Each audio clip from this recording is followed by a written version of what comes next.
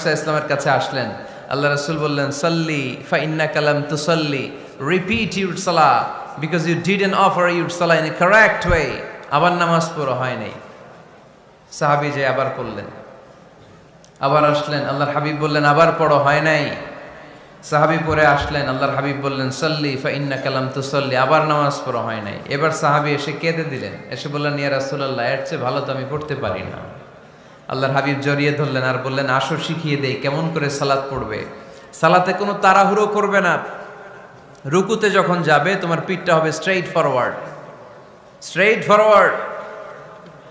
রুকু থেকে সোজা হয়ে দাঁড়াবে, দুই সেজদার মাঝখানে সোজা হয়ে বসবে। সেজদায় যখন যাবে রিল্যাক্স করবে। সালাতে কি করতে হয়? রিল্যাক্স। আমার সাথে সাথে সবাই আওয়াজ করে পড়েন, রিল্যাক্স। সালাতে রিল্যাক্স করবেন আপনি, তাড়াহুড়ো করতে পারবেন না। আল্লাহর হাবিব সাল্লাল্লাহু আলাইহি ওয়াসাল্লাম শিখালেন কিভাবে সালাত পড়তে হয়। তার মানে এই নবীরে বাদ দিলে সালাত বোঝা যায় না, এই নবীকে বাদ দিলে সিয়াম বোঝা যায় না। সিয়াম কেমন করে পালন করতে হয় এই নবী শিখিয়েছেন। এই নবীকে বাদ দিলে